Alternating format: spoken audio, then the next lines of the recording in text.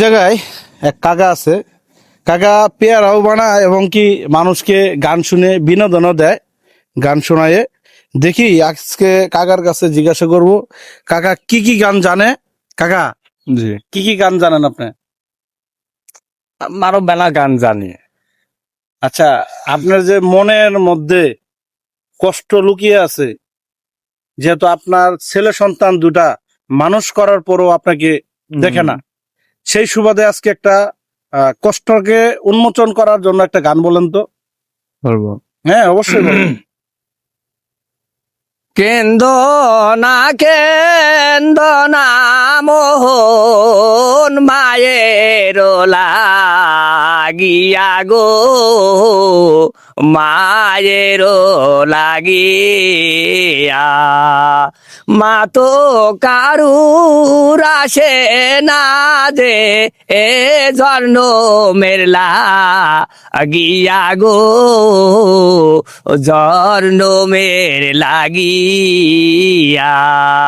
ছোট বেলা করছো মানুষ দুধ কলা দিয়া গো, দুধ কলা দিয়া।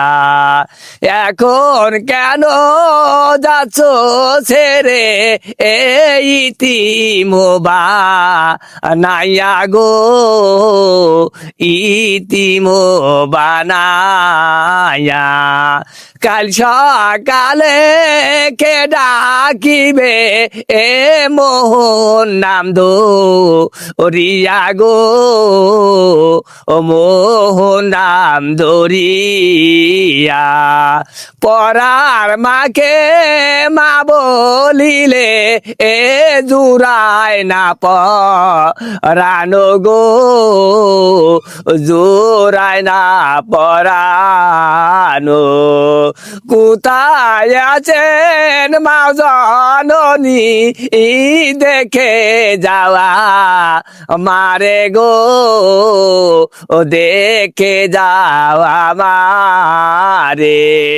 তোমার জন্য জীবন আমার ফেটে যে গেল গো গো, ফেটে যে গেল। আচ্ছা কাকা, একটু দাঁড়ান। দেখেন, এই বাবার কিন্তু মনে অনেক কষ্ট লুকিয়ে আছে, বলতে পারে না ছেলে সন্তানকে এবং তার ছেলের বউকে। আজকে এই কষ্ট করে এই আমাদের 60 ফিটে সে কিন্তু পেয়ারা এবং আনারস বিক্রি করতেছেন, তাই না? জি জি। আচ্ছা, আপনি কি কষ্টে এই ব্যবসায় আপনি নামলেন, একটু বলেন তো। কষ্ট, আমার বাড়ি পাবনা, ভাঙুড়ো থানা, পাবনা 3।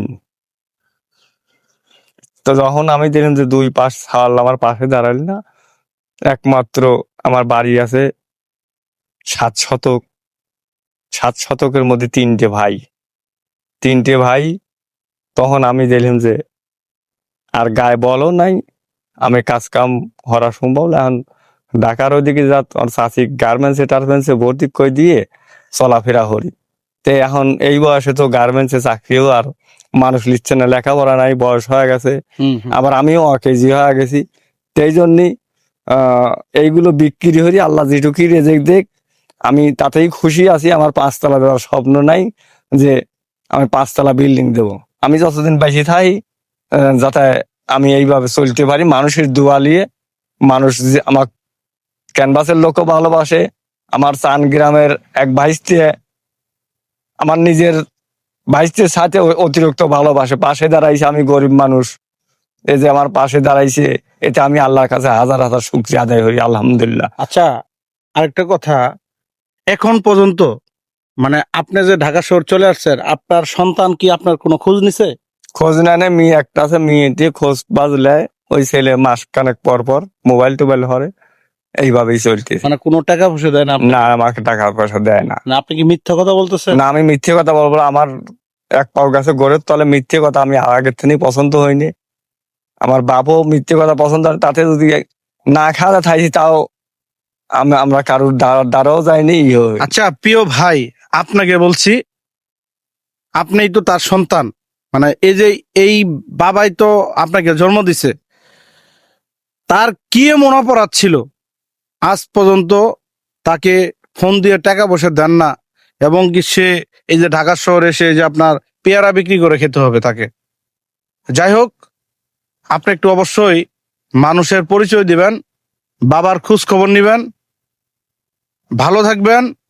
আর আপনাদের উদ্দেশ্যে আমার যে ভাই বেড়াদার, বন্ধু বান্ধব, সবাই যে ভিডিওগুলো দেখবেন, সবাই একটু ভিডিওগুলো শেয়ার করে দিবেন। আসসালামু আলাইকুম।